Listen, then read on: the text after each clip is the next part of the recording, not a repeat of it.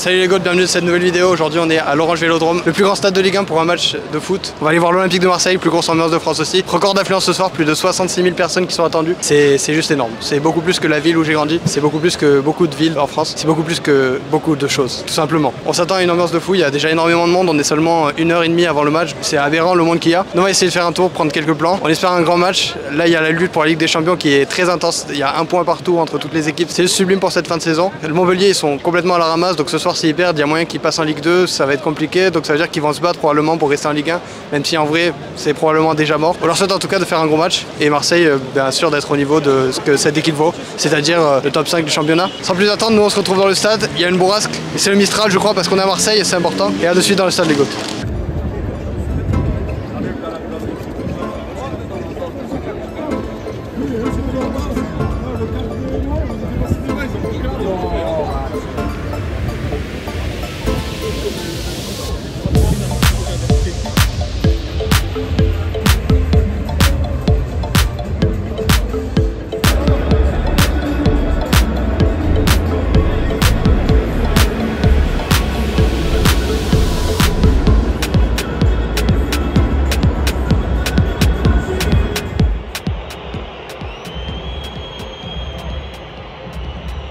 Alors que les Montpelliérains rentrent sous la bronca marseillaise, les joueurs de l'OM rentrent sous les applaudissements et sur de la musique du rappeur Jul, qui est un partenaire officiel de l'Olympique de Marseille depuis février 2024. Le stade Vélodrome est impressionnant. L'acoustique est unique, cependant, je n'ai toujours pas réussi à comprendre ni trouver les paroles de certains chants depuis ma place. Ici, en tendant l'oreille, on peut entendre une reprise de Nana, Hey Hey, Kiss Him, Goodbye de Steam dans le virage nord, alors que dans le virage sud, on a plutôt le droit à de la poésie moderne.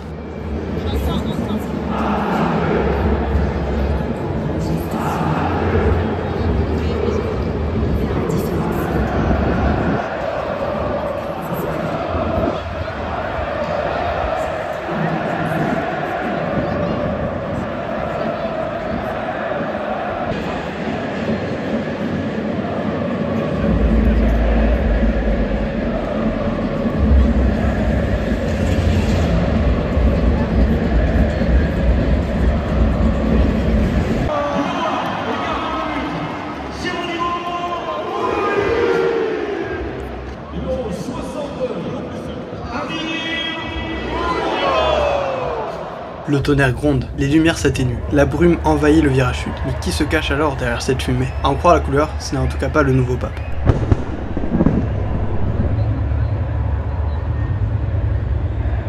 Imaginez 66 000 personnes qui n'attendent qu'une chose, les premières notes du Jump, la célèbre chanson de Van Halen qui résonne à chaque match de Ligue 1 pour l'entrée des joueurs depuis le 5 août 1986. L'idée originale venait du président de l'époque, un certain Bernard Tapie, qui souhaitait théâtraliser l'entrée des joueurs et créer un genre de spectacle à l'américaine.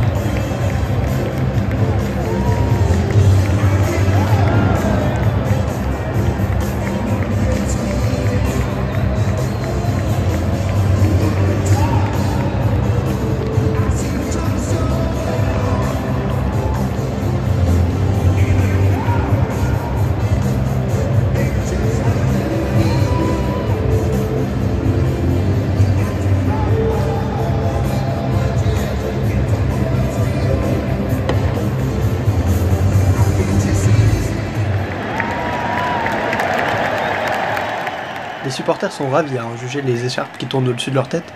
On découvre alors que derrière la brume, c'est Poséidon qui surfe sur la vague orange des South Winners.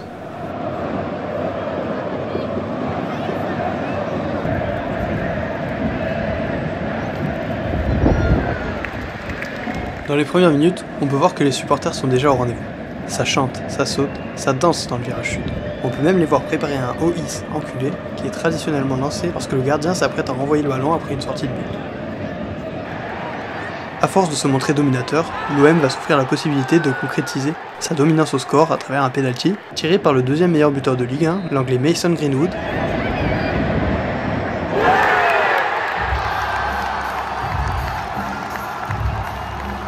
C'est son 6e but en 7 tentatives cette saison.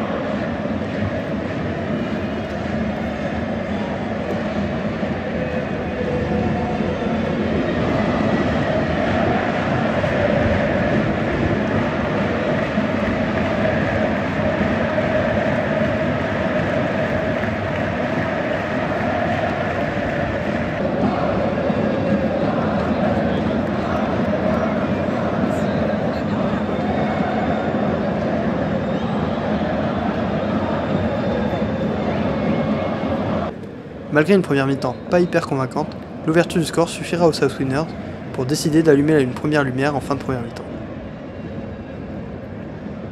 Cette mi-temps est donc l'occasion pour moi de lever la tête pour observer le plafond, en l'occurrence le toit. Véritable chef-d'œuvre du Vélodrome, sa construction a nécessité 3 ans de travaux entre octobre 2011 et octobre 2014. Tout a été pensé pour permettre à l'OM de jouer tous ses matchs à domicile dans le stade pendant cette période, soit 80 matchs. Le toit est composé de 60 000 tonnes d'acier galvanisé, l'équivalent de 80% de la tour Eiffel, et 65 000 m² de toile. Le tout repose sur 4 appuis, ancrés à 20 mètres de profondeur, et ce toit a été pensé en permettant la récupération des eaux de pluie et des échanges thermiques avec la station d'épuration voisine. Les Marseillais vont revenir des vestiaires avec la volonté d'aller de l'avant pour marquer ce deuxième but et se mettre à l'abri d'une égalisation montpelliéraine.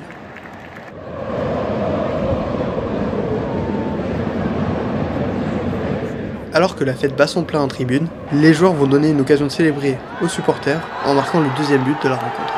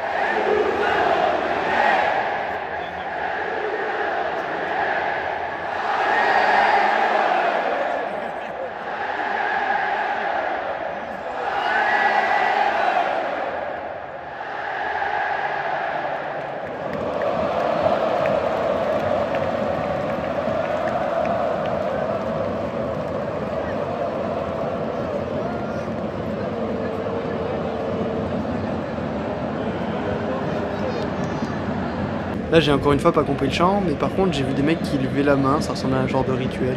Je sais pas si c'est une tentative d'appeler le troisième but, mais je suis pas sûr que ça va marcher. Ah si, ça a l'air d'avoir plutôt bien marché, je retire ce que je viens de dire.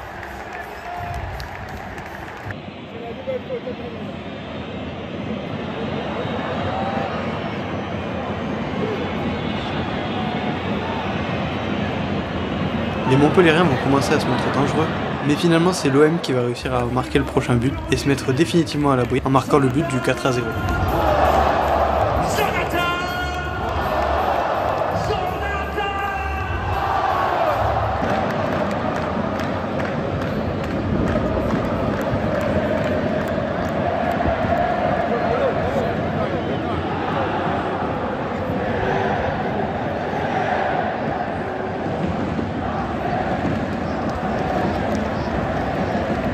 feu est la couleur des winners. Mais qu'est-ce que cela peut bien vouloir dire? Je me demande... Ah ouais, en effet, j'aurais pu m'en douter. Pour information, ce très beau spectacle n'est pas sans risque. En effet, chaque supporter qui allume une pyro encourt jusqu'à 3 ans d'emprisonnement ainsi que 15 000 € d'amende. Associé à ça, une interdiction de stade pouvant aller jusqu'à 5 ans, ainsi que des sanctions pour le club, comprises entre 1000 et 2000 € par engin et pouvant aller jusqu'à 100 000 € sur une saison entière.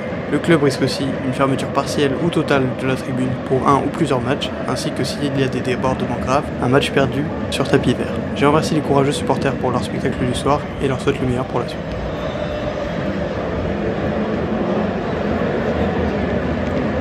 C'est dans un vélodrome embrumé qu'Adrien Rabiot viendra inscrire le 5e but après que l'OM ait subi une réduction du score.